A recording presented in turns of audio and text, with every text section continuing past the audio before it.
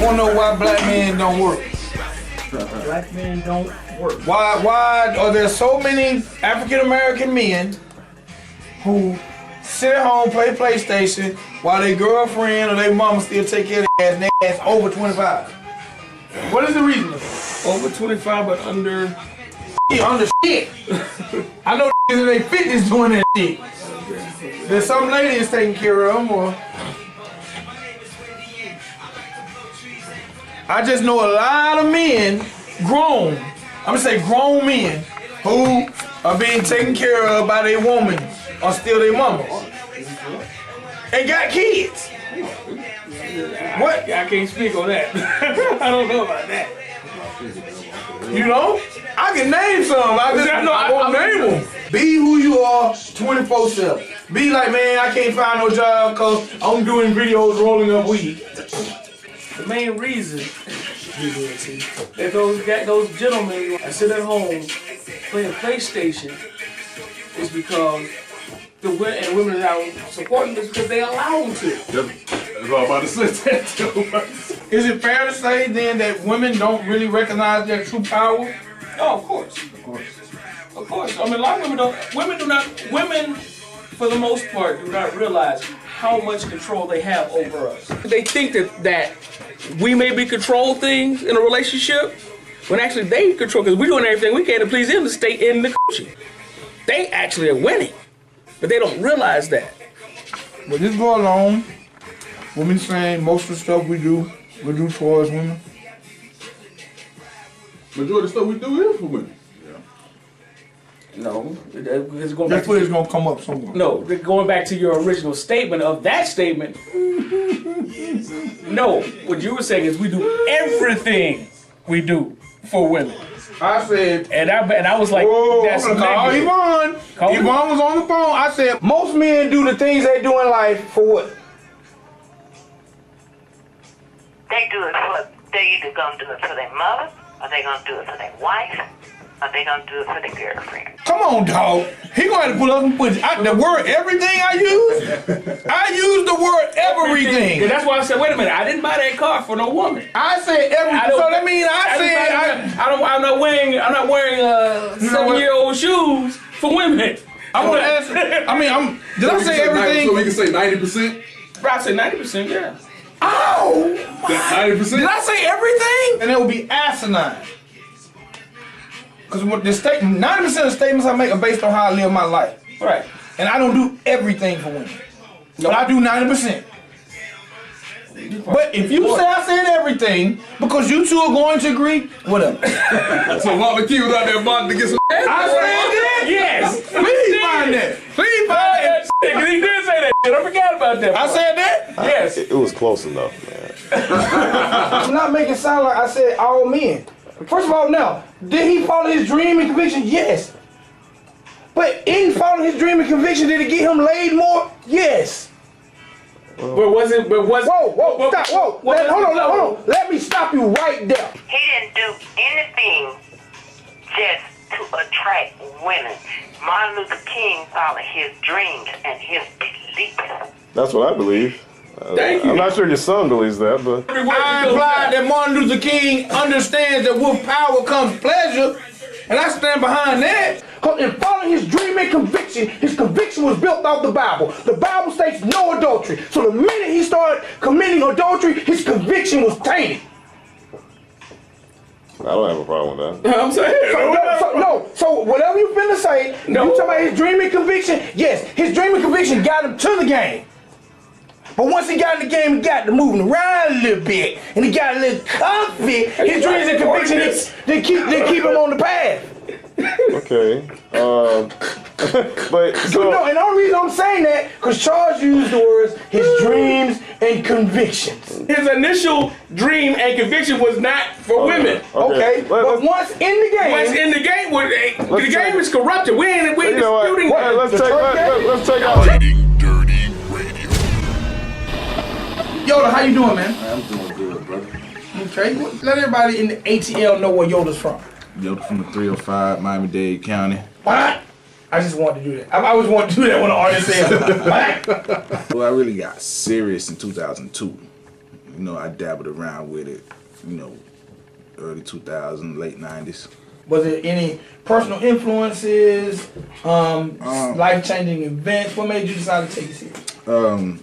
I went to a album signing with a group from Miami called Piccolo. I don't know if you ever heard of them. Yeah, I know Piccolo. One of them was my brother, Vito. Okay. So I went, you know, to the signing with him. You know, I'm standing there on the side, watching them do their thing.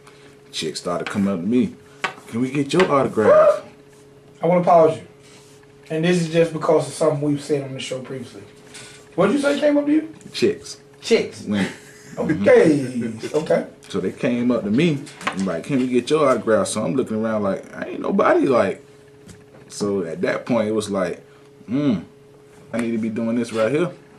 So that was my initial motivation. So is it fair to say that it was the women? Yeah. Made you want to be a rapper? Yeah. Okay. Because I've said on this show before that a lot of men move according to women. I say that's true. Hence, women not understanding their true power. There's artists, and I know, and it's probably Miami, like Khaled has really...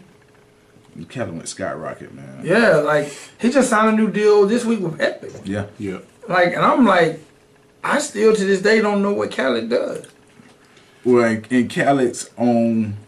And I'm not knocking Khaled. No, yeah, of course. He's parlayed from being a mixtape DJ to a radio DJ to probably right now in the top 10 hip-hop artists. Yeah, Khaled said it out his own mouth. He said he's the Berry Gordy of this time. Like, he creates songs. He was running around with Wycliffe for a while and stuff like that. And then he hooked up with Luke, so on the underground station. That's when Luke started the underground station. So that's really kind of Khaled got his name from. And then, when they seen how Luke was making popping on the underground station with Uncle Al, DJ Uncle Al and all them. Rest in peace. Yeah, rest definitely.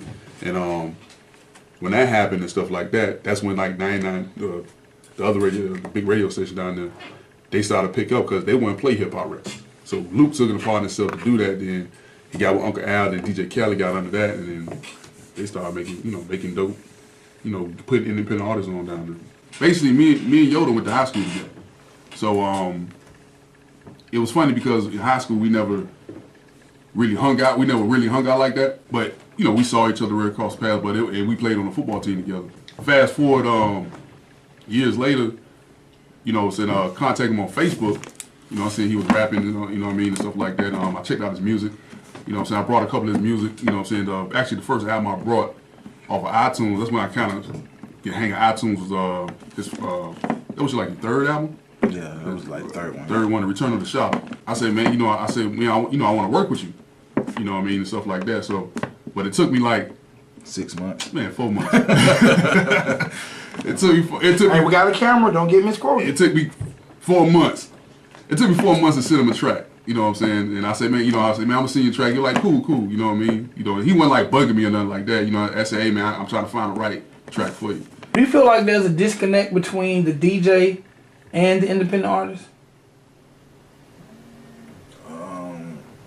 A little, not a full disconnect. It's just a little because now it's the game so saturated with artists that you got so many of them that throw the money at the DJs just to get it played. So it's like, I mean, I can't knock them for taking the money. Like, who not gonna make their bread? You know what I'm saying? Right. And just in the era I'm from, or what I chose to be, if I heard good music and I felt like it was underexposed, I tried to let everyone I know hear it. Right. I would make tapes. Say for instance, the Fat Boys, and the Fat Boys had a single, "Fat Boys Are Back." But on the other side, it was, I can't remember this song I used to love, Stick 'em. Was it Stick 'em? Stick 'em. Anyway, just say if Stick 'em was the B-side. So anytime you turned on the radio, when you did hear hip hop, you heard Fat Boys Are Back. I would make tapes and put Stick 'em in all the B-sides because that was for all my friends who didn't bother to turn, Took a cassette over. or those who didn't even buy music and just heard what the radio heard, because I wanted to expose people to the unexposed. And I always thought a DJ's, like, when DJs take credit, most DJs who take credit for breaking records, from what I see, probably didn't break the record. Yeah. Yeah, we ran into that. Yeah, and what I mean, this is what breaking a record is to me. And it's two different levels. Number one, you got breaking a record to the masses. You have breaking a record and you have playing it first. That's two different things. Playing it first means I played it and I never played it again. So I played it first. There are songs that I not only played it first, but I continuously played it to the point where my listeners requested it. That's breaking a record to me. Now, if you're in the club, because I'm not a club DJ, and you decide to play a Yooda record, and you play it, and you play it the next time, and the next time, and the next time, and the first time you play it as a DJ, dance floor empties. You expect that. Generally, that's what happens with a new record. Ridin Durty Radio.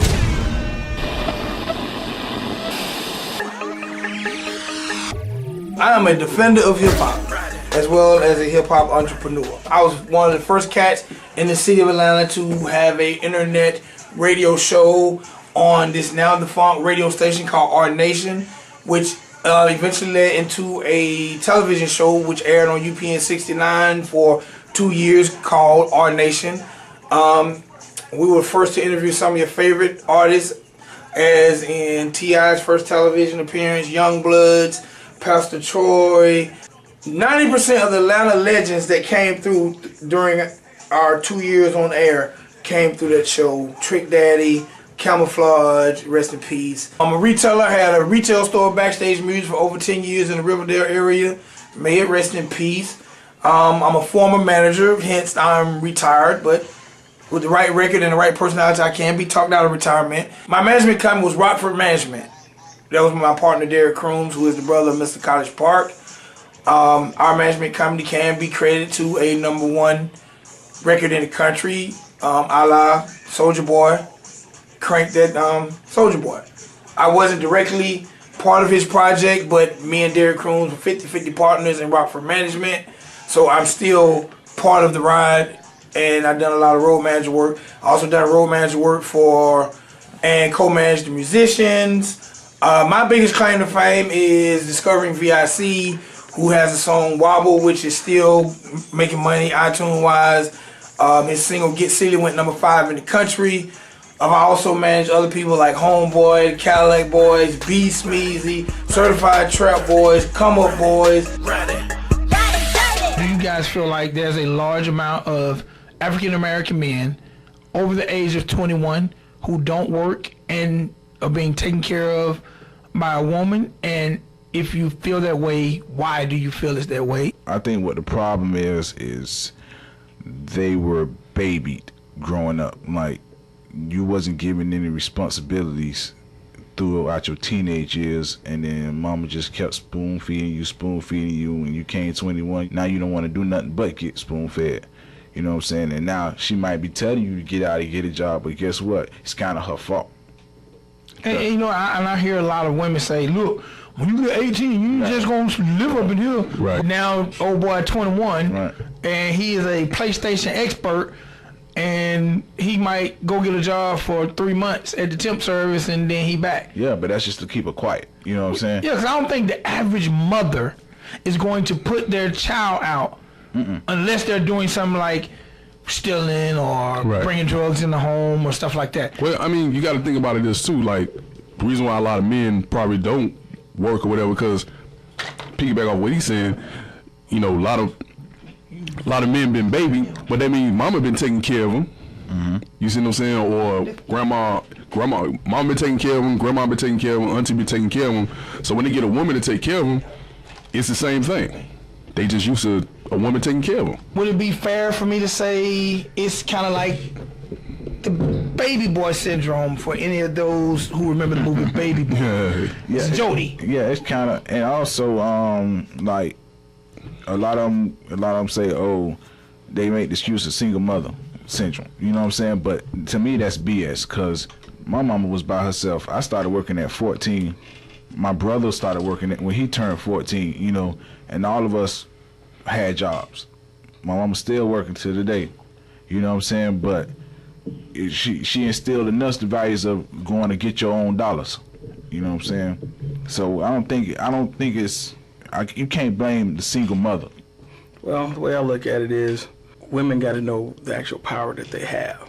And the main reason that you've got cats sitting up on the couch playing PlayStation and not getting jobs is because the significant other, be it mother, be it girlfriend or whoever, is allowing them to do it.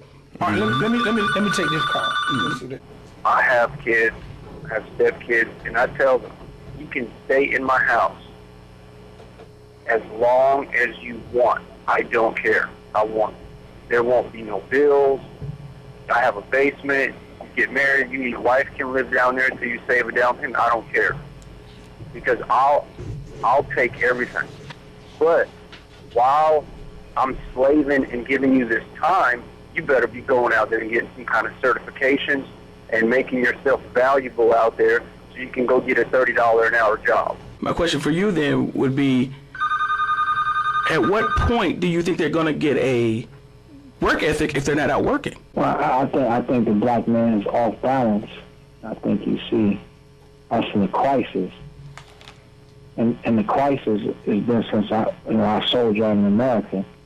You know, and you understand that the plight that we've had, you know, we've been messed up by white supremacy.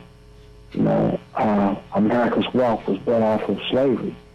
You know, that's a common fact. And how do you balance that out when the majority of wealth was built off slavery and nothing was done to equal that? Caller.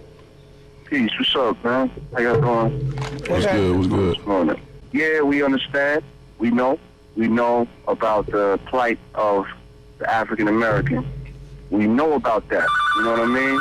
But at the same time, man, like the brother wasn't even letting anybody speak. You know what I'm saying? That's kind of like the problem sometimes.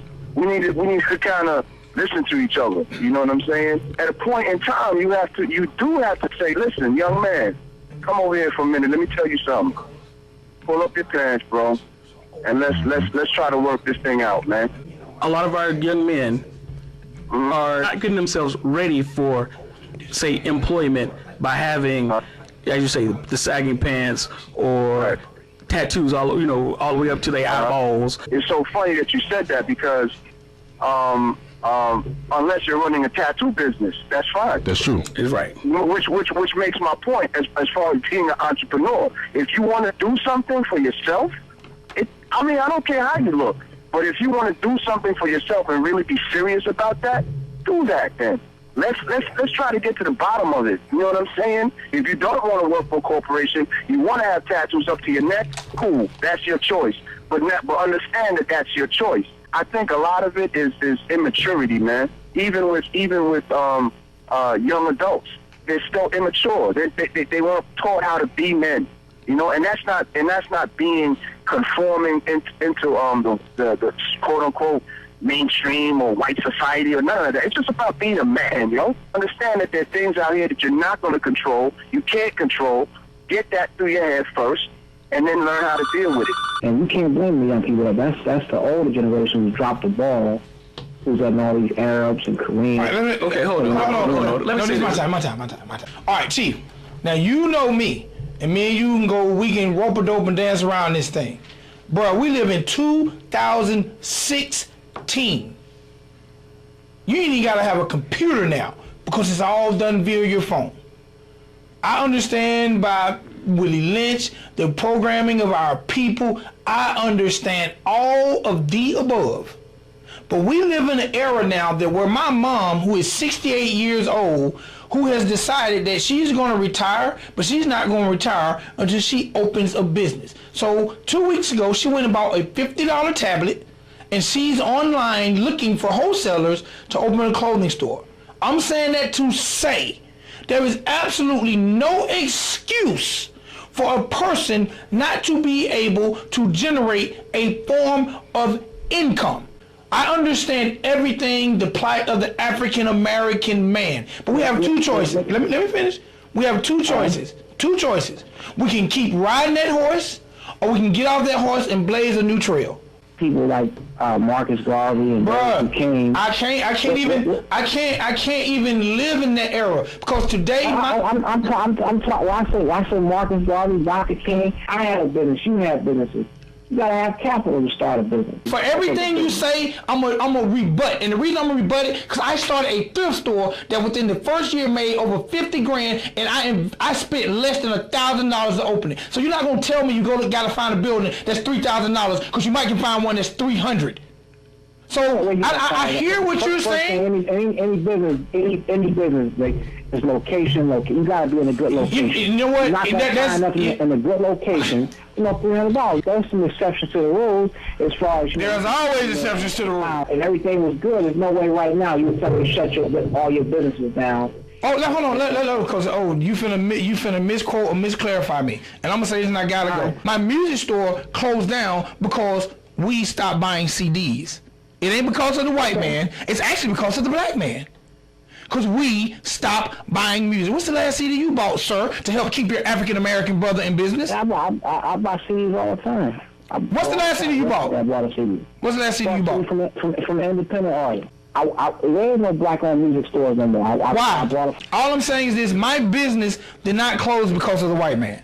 My business closed because I was selling urban music, and the urban consumer stopped buying physical. So why they business is successful? Because we... Hold on, you mean to tell me every white business is successful? When you go to the shopping center, how did the get the shopping center? He didn't buy the land, he stole the land from the Indians. I gotta wrap you. This is the thing. My ancestors... I'm not excusing it, I'm just not wasting time dwelling on it.